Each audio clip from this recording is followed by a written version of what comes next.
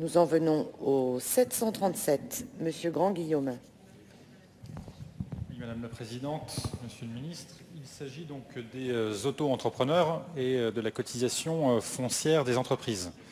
D'abord, je tiens à saluer la décision qui a été prise par le gouvernement vendredi dernier d'exonérer de CFE les auto-entrepreneurs qui ne réalisent pas de chiffre d'affaires.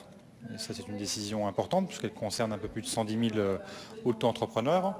Toutefois, un problème reste posé, c'est celui des auto-entrepreneurs qui réalisent peu de chiffre d'affaires mais qui sont soumis à cette CFE.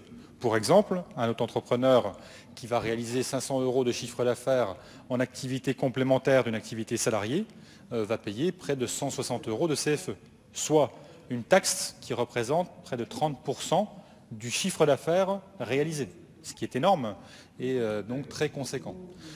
J'avais fait une proposition dans le cadre du rapport que j'avais présenté à Monsieur le Premier ministre Jean-Marc Ayrault, qui avait d'ailleurs obtenu l'accord de toutes les organisations représentées autour de la table, de l'UPA, du MEDEF, de la CGPME, ainsi que des fédérations d'auto-entrepreneurs, pour défendre justement un système forfaitaire qui permette d'alléger cette CFE pour les auto-entrepreneurs qui réalisent peu de chiffre d'affaires. Et donc cet amendement retranscrit tout simplement cette proposition qui avait été faite et qui vise à alléger la charge pour ceux qui réalisent peu de chiffre d'affaires et ainsi ne pas trop les affecter par cette taxe.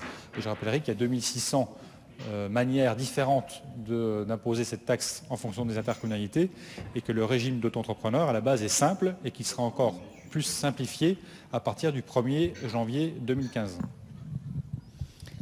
Madame la rapporteure générale, l'avis de la commission. Avis défavorable, Madame la Présidente. Monsieur le ministre, l'avis du gouvernement. Oui, il est défavorable également puisque le gouvernement et le Parlement ont adopté des dispositions qui traitent de façon uniforme les petites entreprises et les auto-entrepreneurs avec le barème qui a été adopté l'an dernier. Mais compte tenu du montant de chiffre d'affaires réalisé par la majorité des auto-entrepreneurs, à savoir moins de 10 000 €, les mettre à 0,03% du montant de leur chiffre d'affaires conduirait à mettre à leur charge des montants de cotisation de quelques euros, généralement inférieurs au seuil de recouvrement fixé à 12 € par le Code général des impôts.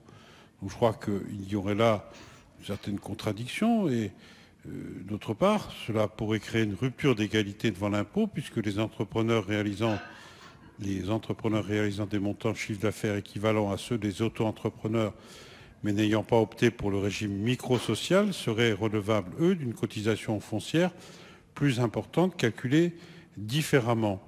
Et donc le gouvernement n'est pas favorable à cet amendement, monsieur le député. Monsieur Grand-Guillaume.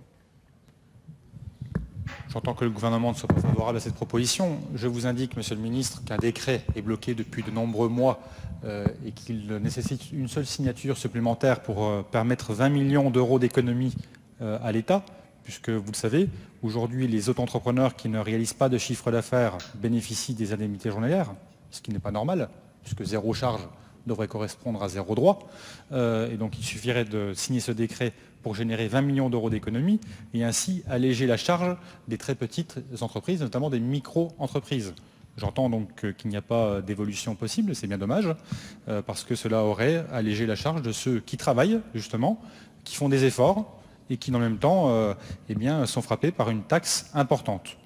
Donc moi, j'appelle au dialogue. Maintenant, si il n'y en a pas, c'est bien dommage. Je vais quand même retirer mon amendement en espérant peut-être trouver une écoute à un moment donné sur ce sujet. À moins qu'il faille peut-être déposer une proposition de loi, puisque j'en prépare une sur la question du statut juridique des entrepreneurs individuels, de manière à séparer les revenus des entrepreneurs des revenus d'entreprise, puisque là aussi, il semble que ce dossier soit bloqué. Je retire mon amendement, voilà, et prends note de l'absence de réponse. Monsieur Carré. Bon, évidemment, l'amendement est retiré. Pour notre part, nous l'aurions soutenu. La philosophie des auto-entrepreneurs, ça reste quand même que c'est dans beaucoup de cas, une activité connexe, marginale, et qu'effectivement, pour ceux qui sont touchés, mais qui ne font pas zéro de chiffre d'affaires, mais qui font quelques centaines d'euros de revenus complémentaires qu'ils avaient décidé de déclarer à travers ce statut, au lieu de le faire au noir, il faut dire les choses comme elles sont, eh bien, ça les amène à rentrer dans des dispositifs qui, nominalement, ne sont pas très élevés pour des sociétés qui font quelques dizaines de milliers d'euros de chiffre d'affaires, mais qui, pour eux, représentent un taux de prélèvement anormal et très éloigné de l'esprit qui avait présidé à leur installation. L'amendement est retiré.